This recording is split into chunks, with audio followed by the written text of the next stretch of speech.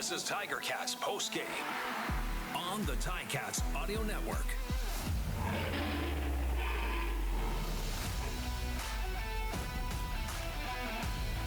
The Hamilton Tiger Cats winners 23-17 over the Calgary Stampeders here at Tim Hortons Field. And a wave of happy fans walking past us. High fives, waves.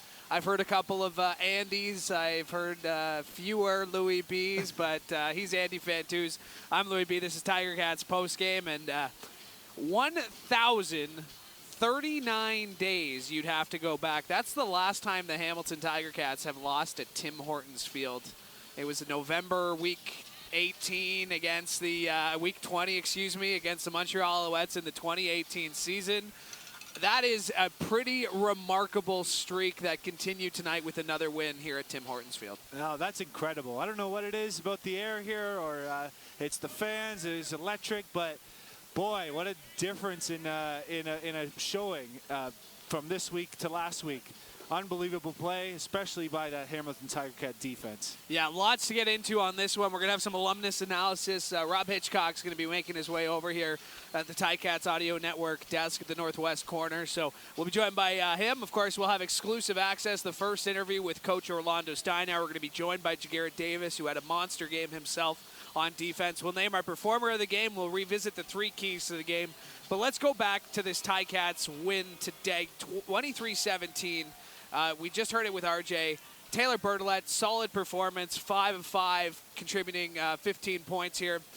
David Watford was solid, but when they watch this tape, the defense is going to love this game because they were shut down. It's hard to shut down a guy like Bo Levi Mitchell, someone who's been doing this for so long. Coach Salad mentioned it, his 101st game, 78-20-2 coming into this game, while he's 78-21-2 after 101 games. And just let's talk about the defense because it was dominant. Oh, absolutely. You take that 74-yard completion away, and you're looking at under 100 yards for Bo Levi Mitchell. But even with it, 170 yards, that's remarkable with a team that passes as much as the Calgary Stampeders and as much success as they've had so far this season. You mentioned the kicking game. Unreal. The coverage, forcing 2 fumbles on the punt coverage, and even a couple fumbles on the kickoff coverage that kind of went out of bounds. So, and then 5 for 5 in field goals. Just great all around, but that defense is what really stood out to me today. The defensive line handling the line of scrimmage, controlling the line of scrimmage, and the linebackers were just ferocious today. All 3 of them. It was remarkable.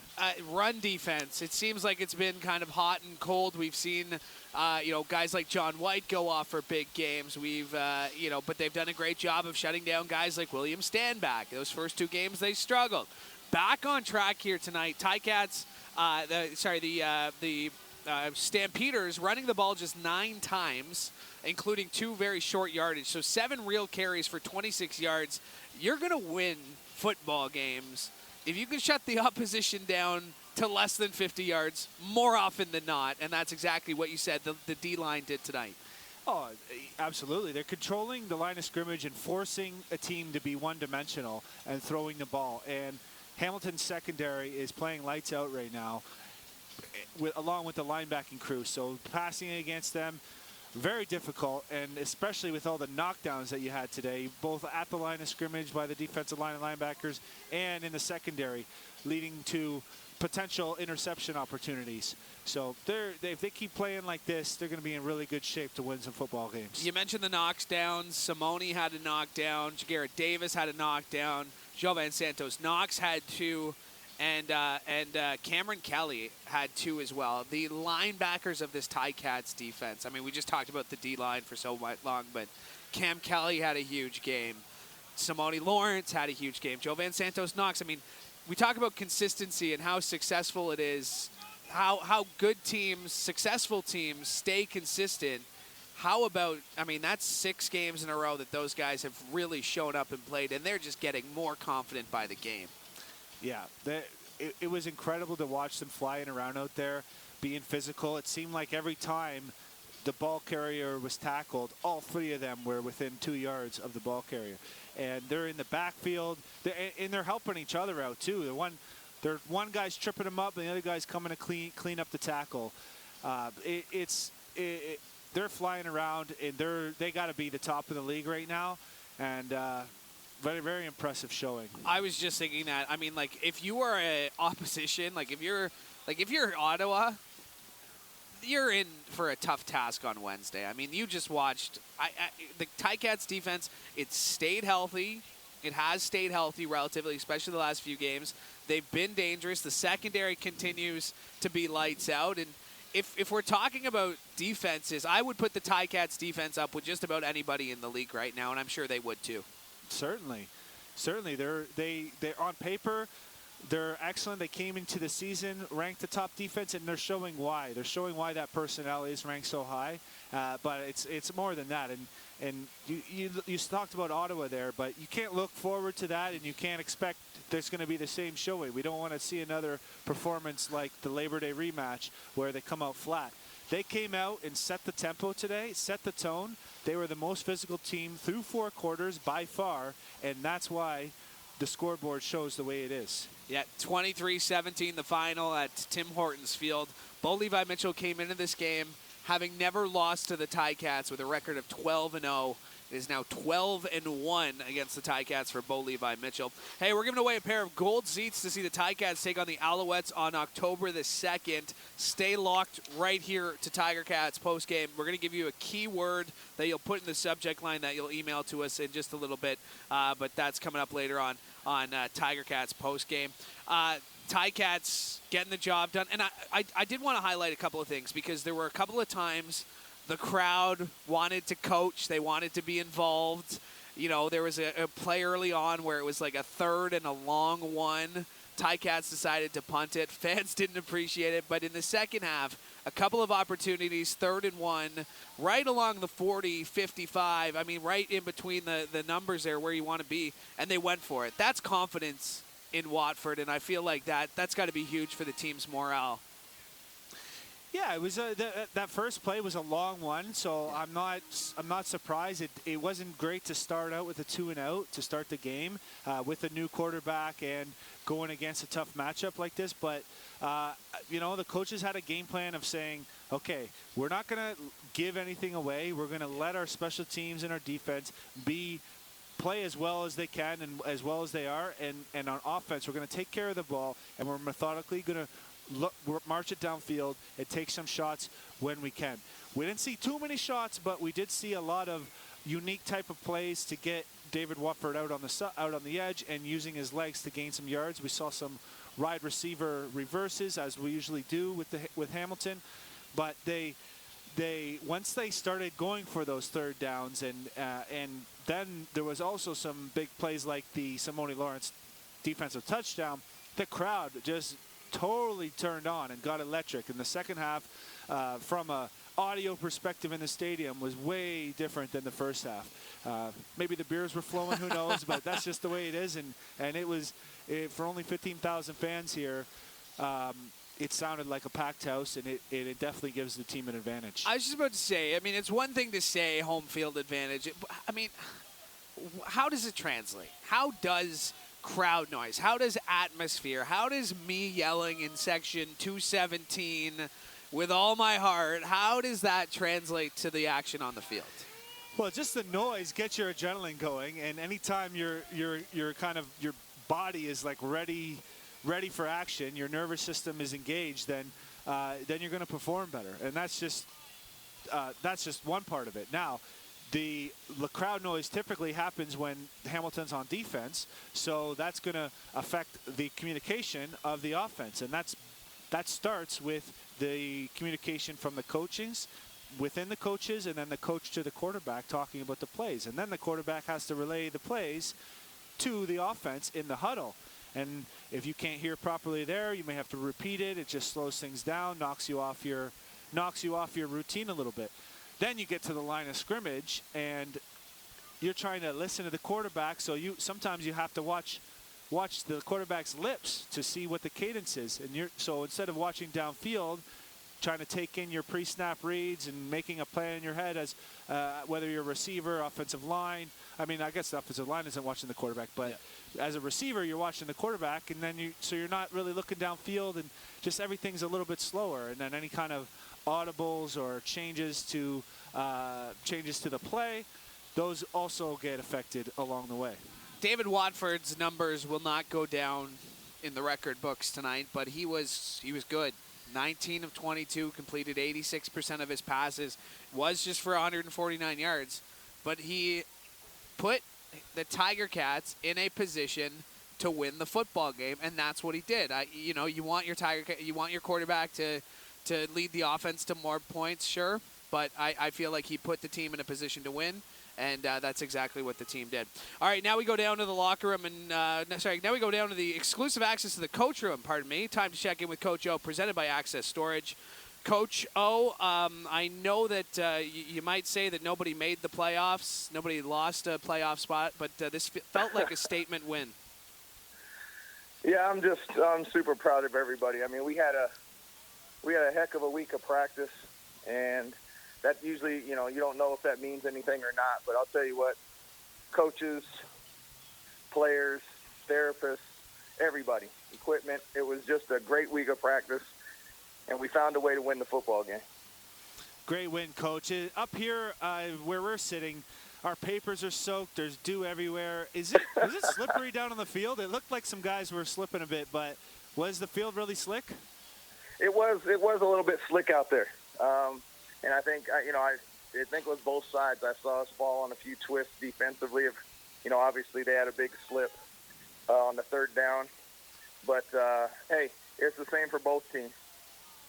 Coach, when you watch back this win, obviously it's a quick turnaround. What does this week look like now for you? You guys have kind of been in this situation where you come off an emotional win, then you got to hit the road.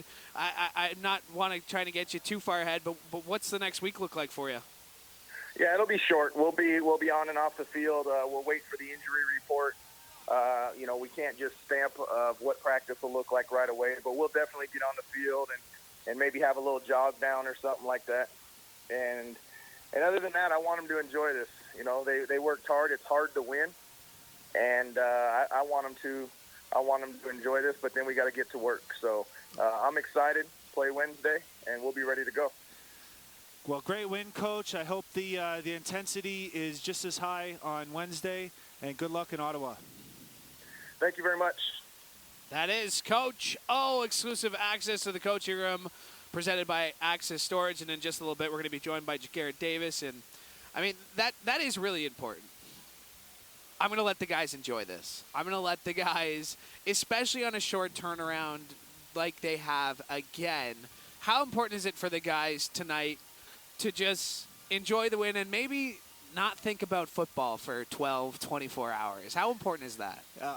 I think it's extremely important. I always love the phrase, like, you win as a team, you lose as a team. But there's more to it than just that. It's you literally have 100 people all working in individual groups, but as a team to put this product on the field. And it's either going to go one way or another, a win or a lose. And so it's so important to reflect on the game, to get together and enjoy and talk about the memories and talk about some plays and just have some good, and like you're gonna have some reflecting, but like you said, you want to almost dump football for a sec and just enjoy each other's company. And that's where that like camaraderie and that gelling within a team comes from, is getting together and enjoying wins like this, or even losses, but sticking together and doing it as a team and not as individuals. And there's one thing I think we know is that this team does. They win as a team. Might have been the defense tonight. It might be the defense so far all this season, but there is going to be the game where the offense just has to be lights out. Maybe there's something going on. And that's what I love about this team, is that everybody seems to buy in. Everybody's bigger. Everybody knows the Tiger Cat is bigger than the name on the back of the jersey. And it's one thing to say that, but it's another thing to practice what you preach. And that seems to be what the Ticats are doing here. Oh, it certainly does. The offense got the job done. They weren't as impressive as the defense, but when you look at the personnel and how many injuries are on that offensive side right now, that was an excellent showing, and it's something to build on. And David Watford, he was cool and collected, and he didn't look rushed or timid or pressured out there. He was playing smart football. He went down when it wasn't there. He threw the ball away when it wasn't there. But he made some clutch throws, and I thought he really handled the game well and did what he was asked to do. Now we go down to the locker room and connect with Jagarrett Davis. This exclusive post-game interview presented by Access Storage. Jagarrett, what's the mood in the locker room after a win like that? We just went out and did what we set out to do. All week we came into the week with the game plan, play our type of game, play Ticat football, and let the rest fall where they may. And that's what we did today. Jagarrett, Andy Fantuz here. Great game, great individual performance, and collectively as a team as well. I want to ask you something that I've always kind of wondered. So when you're lining up on the line, and is it certain players that are allowed to, when you're so I'm jumping all over the place. When you have a pass deflection from the quarterback, and right as soon as he throws it, and you bat it down, is it something that on certain plays that's kind of part of your responsibility, is watch his eyes and follow the throw, or is it something that just sort of happens as you either watch the drop back, if it's a quick set and throw, or if you just happen to watch him and he's winding up to throw? Do you kind of make that decision on the fly, or take me through that process of how a defensive end can get his hand on the ball in that split second? For me, it's definitely on the fly, just getting the ebb and flow of the game, and just, peripherals for the quarterback and how the offensive lineman is sitting.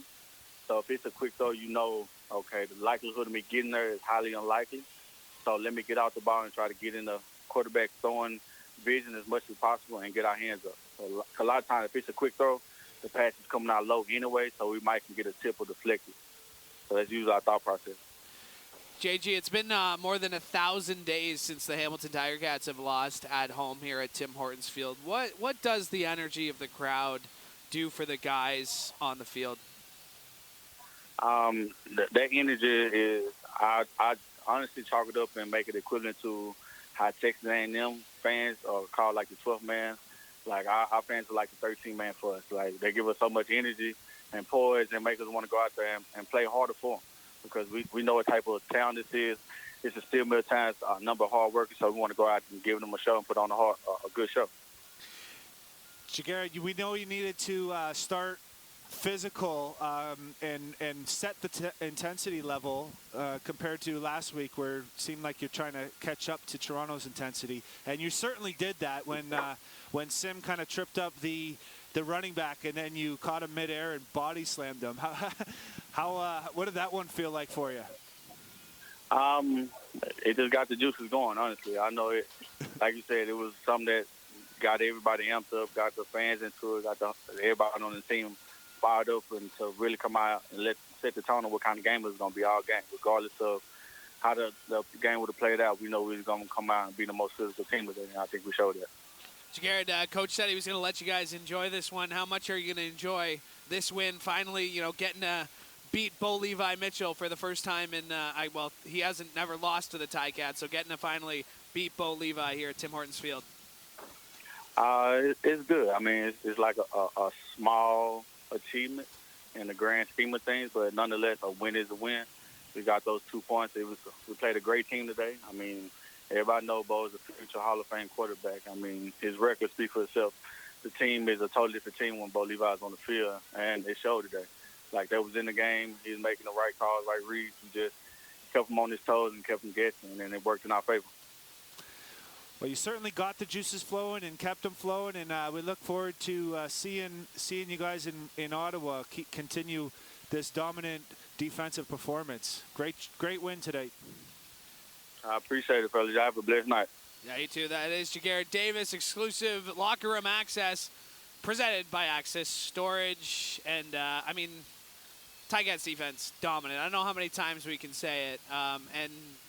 Somebody who probably loved the dominance of the defense will be Rob Hitchcock, who will join us in just a little bit here. But we're talking the Ticats 27-7 23-17, excuse me, victory over the Calgary Stampeders. Want to get back to David Watford because you'd kind of talked about it in the way that he played the game.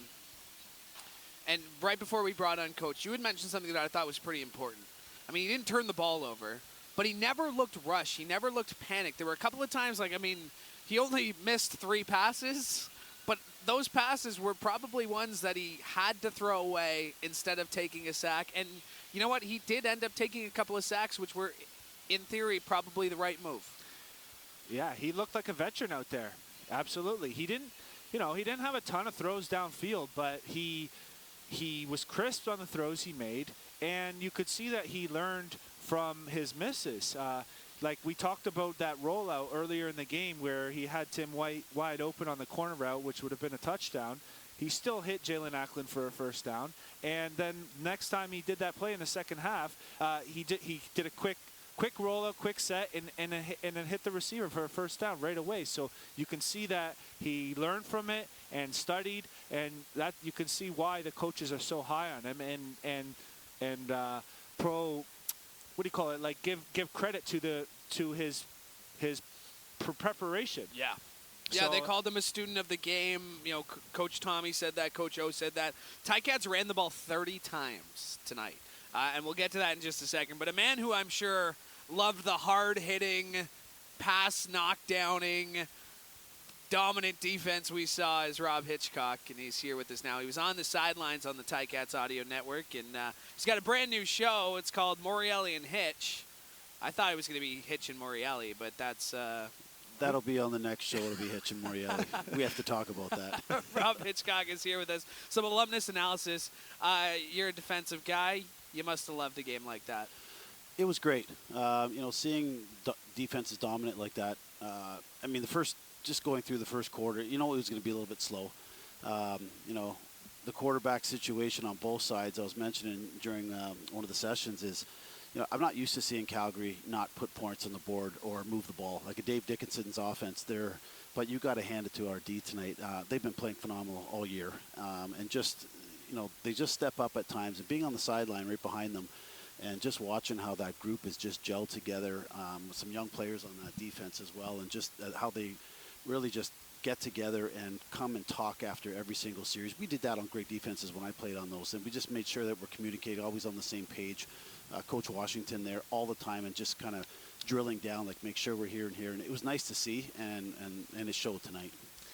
Yeah, you can see when the players are all rallying to the football and picking each other up and having fun and doing a little trash talking. You can see a different energy on the team.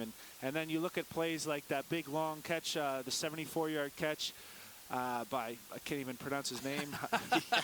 The Canadian rookie, Canadian rookie. Call him that. Yeah.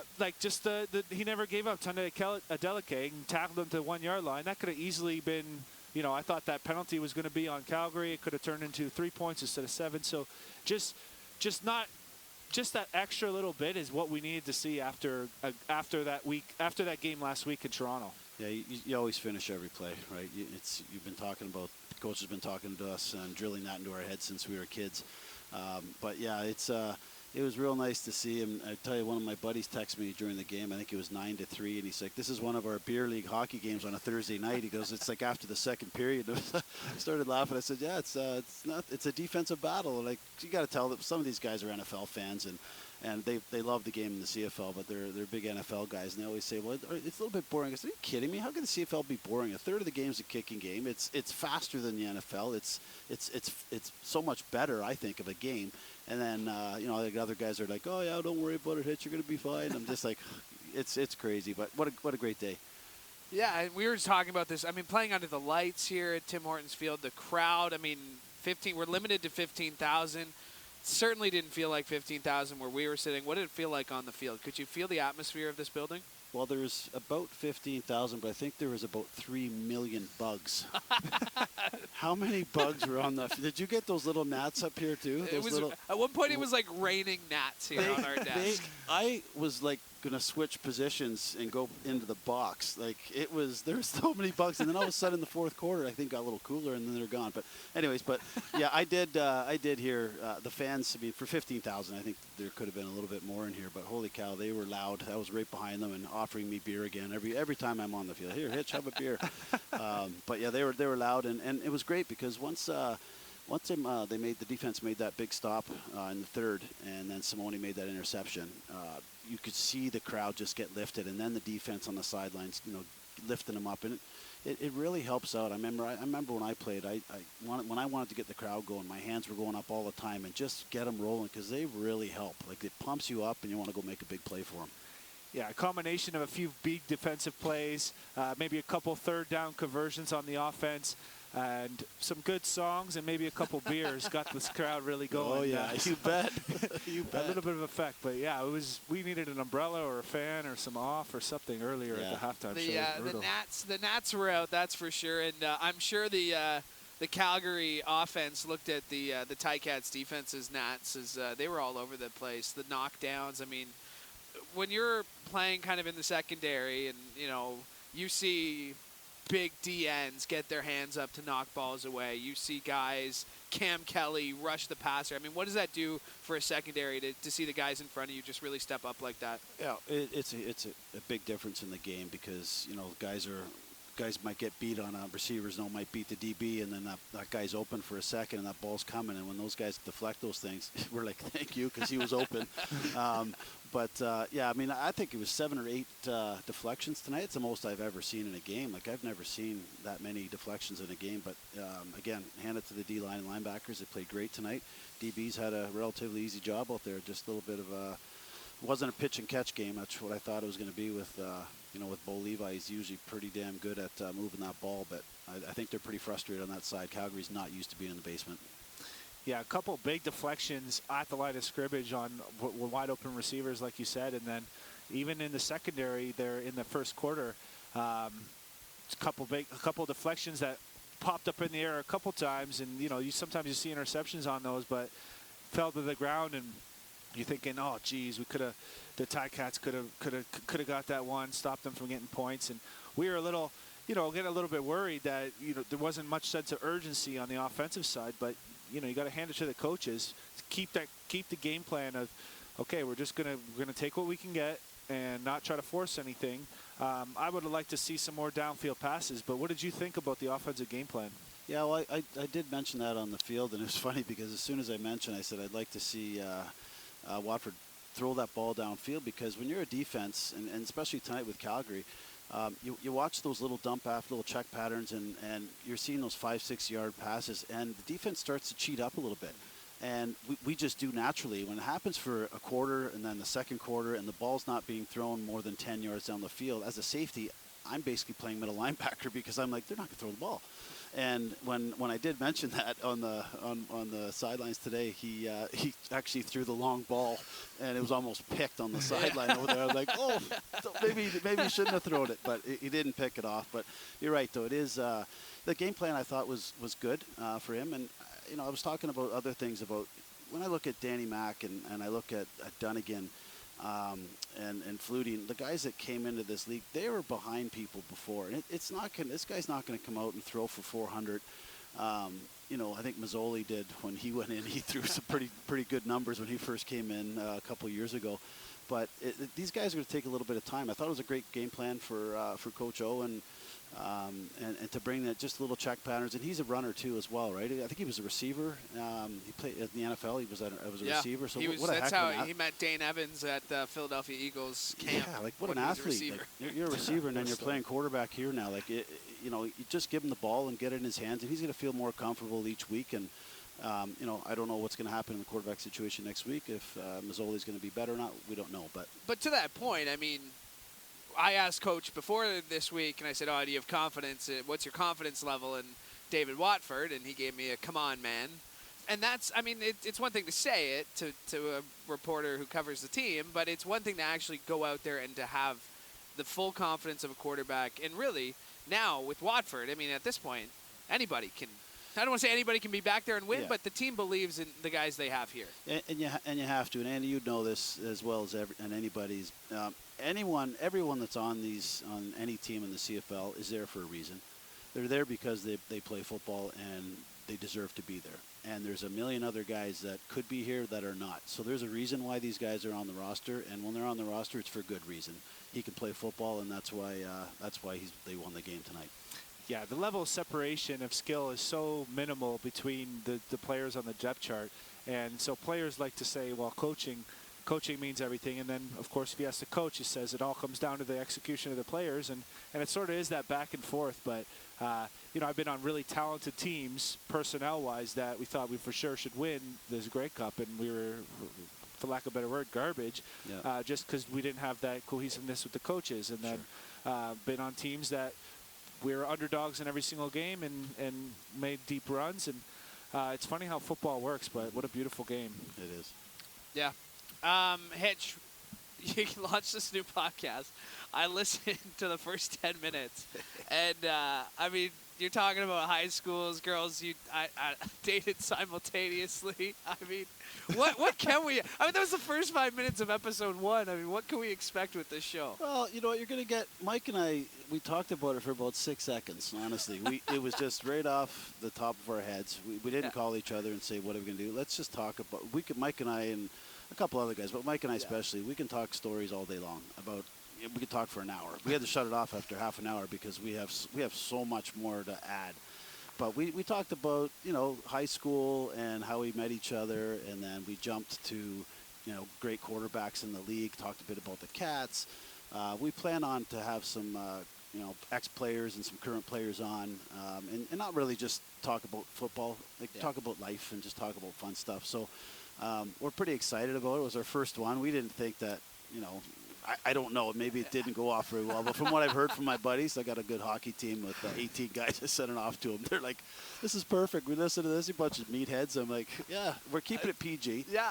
Well, it's more yelling I was about to say, you might be borderline of what maybe PG when it's Hitch and is. Morelli, it'll be PG-13 maybe, I think. Yeah, but, when it's Hitch and Morelli, that it might be a little bit worse, but it'll be fun. It'll be fun. That's great.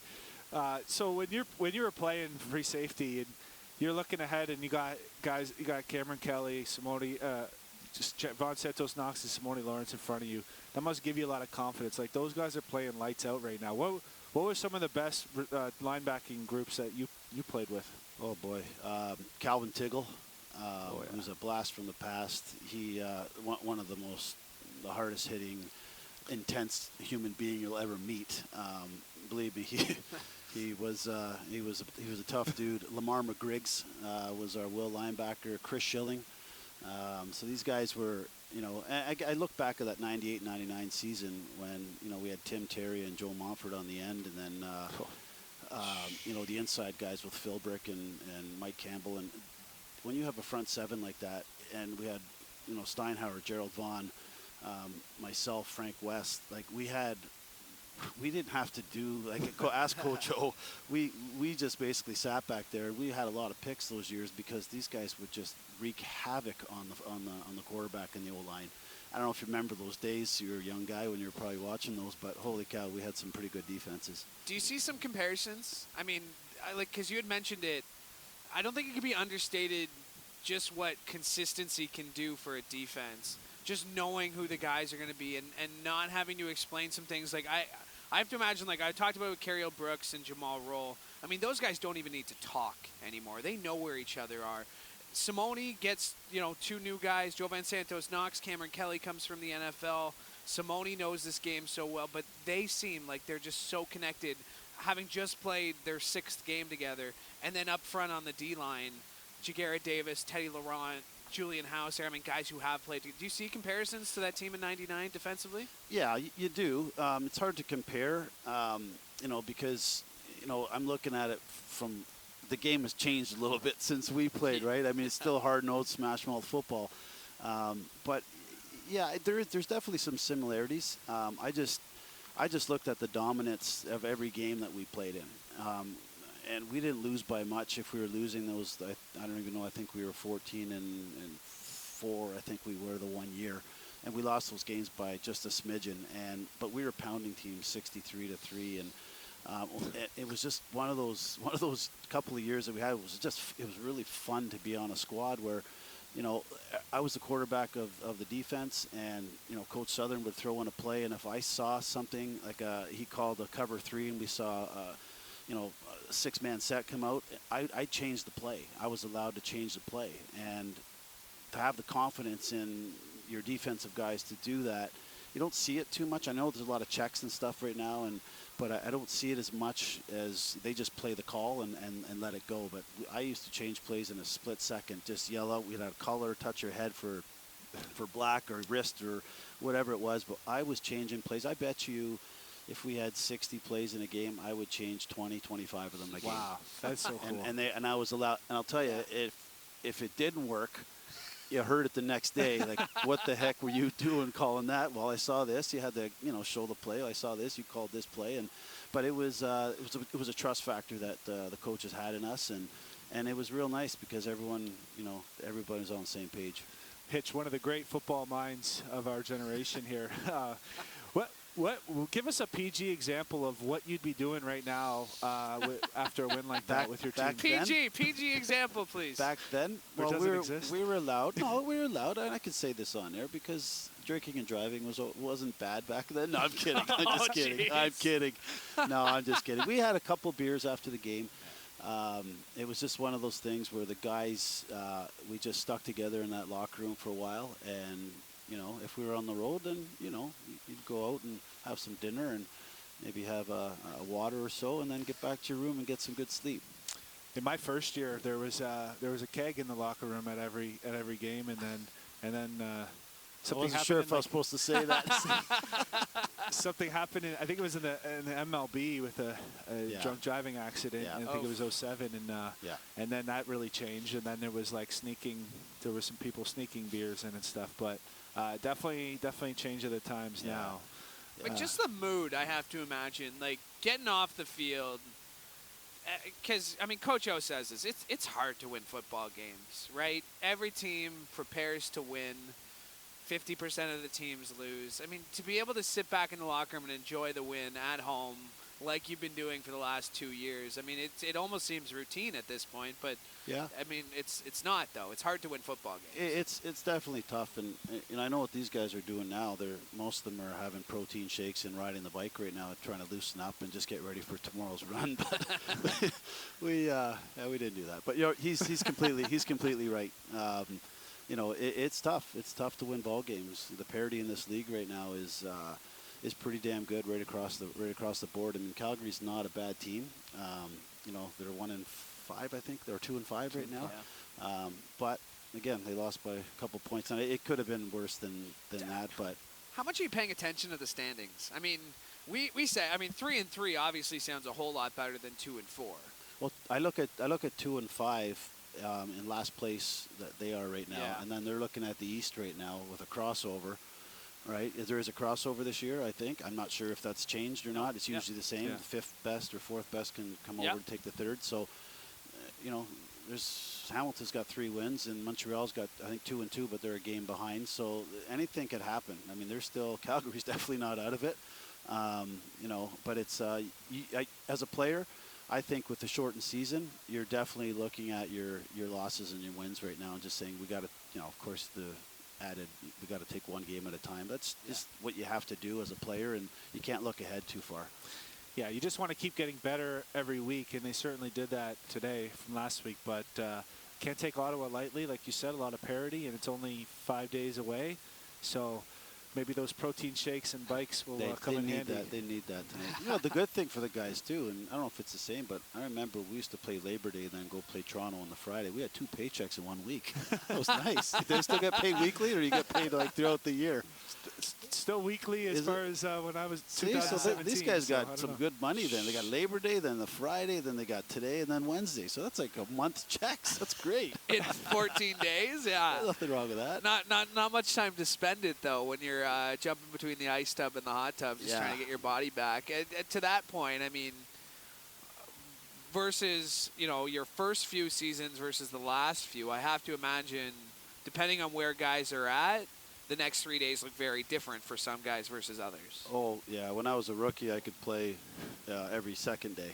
Yeah. You know, I was just in shape. And then when I was 37, when I retired that year, I thought I was in pretty good shape. And I was, but then I was released. But that's okay. That's another thing. We'll save that one we'll for save that one for Morelli another and one. Hitch. Yeah, well, but that's definitely going to be talked about. But it won't be tonight. But No. it is true. Like, spending a lot of time in the ice tubs, taking care of your body. Had great trainers here. So you just know when you get a little older, your body needs a little bit more time to recoup, and you do the right things in order to do that, and everyone does that, I hope. What was your ice tub routine? Well, I not only went up to my waist. These guys, the old linemen, used to sit right into their necks, and I couldn't do that. So I used to put those little toe things on, and I used to jump in and never turn the jets on. Nah, too cold. Oh. Way too cold. So I always had a towel that I'd bite on for the first 2 minutes, and I'd sit in there, and then you come up and you'd just be red, right? But you feel like $1 million when you come out of there. But for training camp, we had those big, massive cesspools of Those troughs? troughs. The pig trough? Yeah, and I don't think I think they just kept putting ice in them. Yeah, It's water. How dirty can it be? Yeah, Right? It's just ice. Yeah, but I was in it when I was the younger days. Not a lot, but knock on wood, I'm not playing anymore. But knock on wood, I didn't miss a game for I think 9 years. I didn't miss a game or 10 years, and until I broke my arm. So I think I took care of my body pretty good. I just wasn't a big fan of the ice early, but I had to do it later on. The thing about ice people might not realize is if you're healthy and you're not hurting or sore and you try to get in that ice tub, it's going to be freezing cold and you won't be able to sit in there. Day 2 of training camp, day 3 of training camp, when your body's just aching, you go in there and it just like feels like it feels Nice like a tub. massage. Nice tub. Like it's totally different. So it's wonderful. It was a big part of my routine. I used to, even on road trips, I used to go to the hotel ice machine with the recycle bin and like 6-7 times and fill up a bin. And so I was pretty religious about it. It was a big part of, a small part of the grand scheme of things, but very big part of my routines. Well, it's longevity, right? You had a great career and a phenomenal career, Hall of Fame career, and hey. Speaking of ice, Hitch, you're going to have a couple for us on ice for when we wrap up here on Ticats postgame, right? You bet. Ice water is right there for you. Can't wait. We'll see you down there. Hitch, thanks for doing Take this. care. Appreciate it. Appreciate it, Thanks, guys. brother. Great to see you. That is Rob Hitchcock with some alumnus analysis here on Ticats postgame. And hey, you want to tell people how they can win tickets? Should we give away some tickets here? Let's do it. Yeah, let's do it. We're giving away a pair of gold seats to see the Ticats take on the Alouettes on October the 2nd. To enter, send us an email at gameday@ticats.ca. That's gameday@ticats.ca. Put the keywords black and gold in the subject line. So put the keywords black and gold in the subject line. Tell us your name, the city in which you live inside the email, and to allow those who are listening live on stream as well as in podcast form to enter. The entry deadline is noon on Saturday, September 18th, and then we'll randomly pick a winner from all the entries. So good luck. Black and gold in the subject line. And you can email that to gameday@ticats.ca. All right, let's run down a couple of the stats here for the Hamilton Tiger Cats. David Watford, quarterback of the Ticats, finished the game 19 of 22, completing 86% of his passes for 149 yards. And, we talked about the rushing game. He also rushed the ball 10 times, 35 yards total. Pappy White had 6 carries for 30 yards. Malik Irons had 8 carries. I mean, they ran the ball 30 times. I don't know if anyone was – we knew the Ticats would run the ball more. They only ran it about 7 times, but they ran the ball 30 times. And, 4 or 5 different guys getting involved in the running game, obviously very huge. Hey, when it's working, that's the easiest way to control the clock, control the football, keep your offensive line attacking, and just continue to slowly bleed out a defense. So if it's working, stick with it, and I love to see that. I love how they didn't come away from it and try to force anything. Longest run of the game, 10 yards. They ran the ball 30 times. Longest run of the game, 10 yards. And again, we're we can't nitpick at this point. I mean, they got the job done. They won. They beat a good Calgary team, a Calgary team that was desperate and hungry for a win, just like the Ticats were. And defensively, they shut them down, and offensively, they did what they needed to do to give their team a chance to win. All right, time to get to our performer of the game here on Tiger Cats postgame, and performer of the game is brought to you by Hercules Tires, Ride on Strength. And a little bit of a discussion for you and I going back and forth. A couple of names we could have picked. Taylor Bertolette had a great game. 5 for 5. 5 for 5. First game. Defensively, a whole bunch of players we could have picked for. But who did we decide to go for? Well, Bertolette was an honorable mention, and so was David Watford for going in there and taking care of the football and doing exactly what he was asked and coming away with a W. But we're going to go with Simone Lawrence. He's been playing outstanding all season, and that continued tonight with a huge interception and excellent second effort to get into the end zone for the touchdown. He also had 8 tackles, and he was just setting the tone physically from the very start of the game. That's one thing I noticed on, we were talking with Jagarrett there. Simone got right in the backfield and made that guy jump over him, and Jagarrett body slammed him, and it just got the juices going, as Jagarrett said. And so I loved Simone's intensity the entire game, and obviously that pick 6 was very special. Yeah, huge. Simone Lawrence has played 2 games here at home this season. He has 2 pick 6s. This guy, I mean, Simone Lawrence, it was hard to believe that Simone Lawrence had 1 touchdown in his career coming into this season. He's got 2 in 6 games here. And by the way, he's got 5 more home games to be played at Tim Hortons Field. Do you think he's pretty psyched about playing here? No, he loves Hamilton. He loves the fans. He loves the reaction. And he loves everything about it. And good for him. He's playing lights out. And I just love his approach right now. And I believe too, doesn't that make him leading the team in touchdowns, or tied for the lead? That's a very astute observation, Andy Fantuz. His 2 touchdowns. I got that from you. Oh, okay. All right. That's why it was so astute. I knew it was such a great stat. He's tied with Sean Thomas Erlington for the team lead in touchdowns with 2. Which is pretty incredible. The only touchdown the Ticats scored tonight was that pick 6. So, I mean, we talked about it. The defense stepped up, and Taylor Bertolette had a great game. So the performer of the game, Simone Lawrence, performer of the game, presented by Hercules Tires. Ride on our strength. All right, do you want to go through some of the big plays that really kind of define this game here for the Ticats? Let's do it. It was a very interesting first half with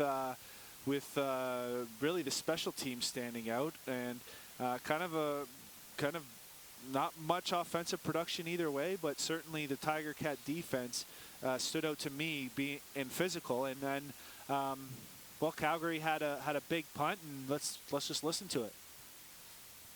Michael Domagala, the punter. Oh, it's bobbled by the Stampeders, and a scramble for the ball. Tiger Cats are saying they have it. The ball is sitting at the Calgary 45. And we'll wait for the officials, but the Tiger Cats out there seem convinced they've got the football. And yes, the Tiger Cats have recovered it. My mistake, I meant Hamilton punting and the Calgary punt return, but yeah, that was it right there. Gordon White, the long snapper, hustling down and coming up with a huge fumble recovery to put the Tiger Cats in great field position. They ended up with the first points of the game and a field goal. And then after that, they kind of got almost a role reversal. To that point, though, I do want to go back because it was the long snapper. I mean, it was Gordon White who recovered that, and you could see him come out of the bottom of that tunnel to get that ball. Aaron Crawford was in the building. Obviously, such a huge part of this Ticats team for the last few years. Decided to move on, wanted to be closer to home in Calgary, and got a nice little ovation alongside Richard Leonard. But, I mean, the long snapper, we've talked about it, and we haven't even mentioned the offensive line was solid tonight in terms of getting David Watford. But, I mean, a long snapper, to have that moment for him, what does that do for, like, a team? To see Gordon White run off the sidelines with the football as a long snapper. Oh, I love it. It's the long snapping is like the unsung hero, an unsung player. You don't barely get any credit. The only time you get noticed is when you mess up the snap, and typically. So to go down and make a huge play that really changed the game and put some points on the board for the Ticats, it's great to see. And even Jeff Reinbold was talking about what effect he's had on this group all season long.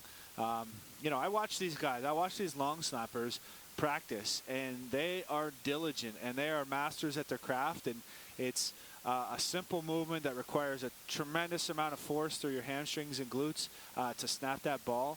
But it's got to be perfect, and it's got to be perfect every time, and the whole team's counting on you. So it's one of those jobs that's very thankless. And that being said, I mean, we're talking about a long snapper who's practiced with Joel Whitford for the last 6-7 weeks. It's only in the last little bit that it's been he and Michael Domagala at practice. Of course, that would lead to a Taylor Bertolette 47-yard field goal that gave the Ticats the lead early on.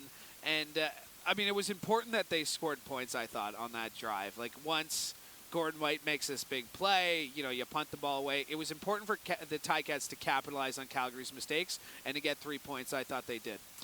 Yeah, that was. And then they kind of got reversed, and Hamilton fumbled the ball, and which led to on a punt return, which led to a field goal for Calgary. And then after that, there was a very other similar play in the second quarter. So another Hamilton punt, and let's just listen in to see what happened. Needs a big one here. Late in the half to try to push the Stampeders back, but it is a short punt. Markeith ambles. Oh, it hit him right in the numbers, and he dropped it. And the Tiger Cats have the football. Coming up with it is Stavros Katsantonis, the rookie.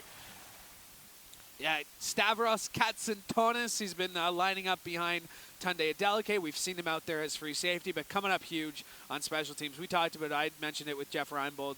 He loves the group of guys he's got. And after a game like this, that's going to be a fun meeting room to be in on special teams. It sure is. But they got to keep that intensity up. They can't get too high on themselves. They keep that intensity up come Wednesday in Ottawa, because it'll be another dogfight. Don't let that record fool you. Yeah, and of course the Ticats would go into the half. Not a very eventful half. 6-3 at the half for the Hamilton Tiger Cats. Big play though in the third quarter. And you've already mentioned this a couple times, but on a big Calgary completion, there was a great effort made. And let's listen to the call here. This is a great big completion for the Calgary Stampeders, but it's the end. We really want to hammer home.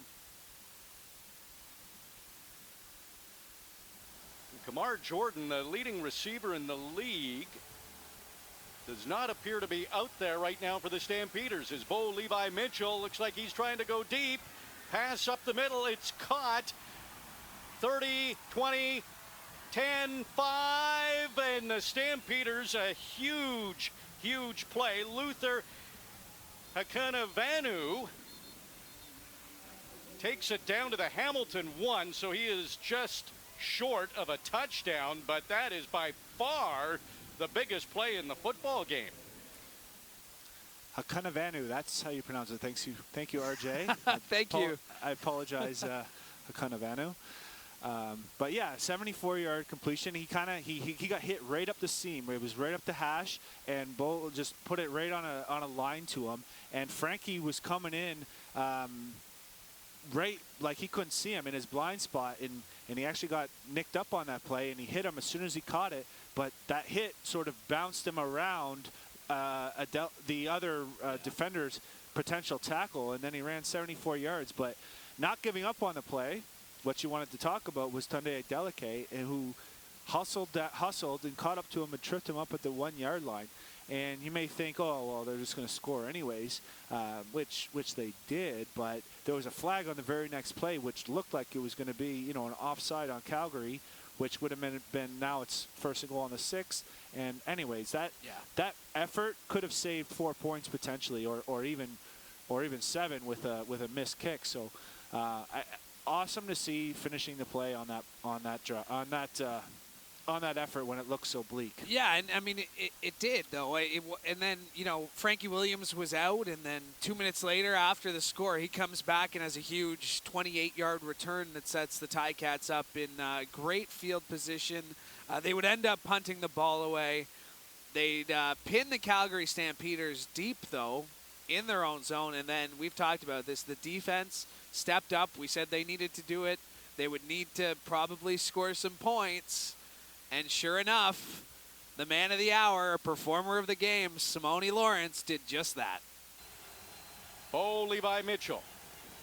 Love on his throwing hand. Just back from a leg injury. It's tipped right into the arms of Simone Lawrence. Interception for Simone Lawrence. Touchdown for Simone Lawrence. His second interception for a touchdown this season. And the defense comes up huge for the Tiger Cats. Simone Lawrence does it again. Oh, you could hear the electricity, you could hear the excitement, and I love the laughing by Tasker. Yeah. Just when you're watching some good football and things are going your way, it's a lot of fun. But what a play! What an effort to break the tackle to get into the end zone by Simone. The receiver probably should have had that catch, but regardless, he had to make a quick reaction to catch the tip ball, really quick, and then broke a couple tackles and found his way to the end zone. So that was the play of the game. Yeah, without a doubt, Simone Lawrence, our performer of the game, huge to go for two there too, right? I mean, that really set the tone. The Ticats, with the score, made it 15-10, and then going for two. They had gone for two in week one. First touchdown, didn't get it. First, kind of only attempt since then. Big conversion on for the 2-point conversion. Yeah, a lot of confidence in the offensive unit, and that sort of was sort of a theme of the game. The first drive, they punted away the 3rd and short, and then from there on, they went for two on this one, and then they had a couple big 3rd down conversions to extend drives, and then getting into the fourth quarter, later in the fourth quarter, picking up a couple key completions, one to Dunbar that we really stood out to us on the sideline, just to extend that drive, take another 4 minutes off the clock that would lead to another field goal. And really, that offense is what, well, the defense also is why, but the offensive stringing together some first downs, killing the clock, and controlling the game, and that's pretty much how the game wrapped up. They just kicked a couple more field goals, and then Calgary got a sort of a garbage time touchdown at the end. I mean, you mentioned it. The Ticats, they took the lead, and they never gave it up the rest of the night, and they shut down the Calgary offense. Jake Mayer came in. I get the Ticats are playing prevent defense. I get, they just didn't want, even in that situation, you're up 13. A touchdown won't kill you.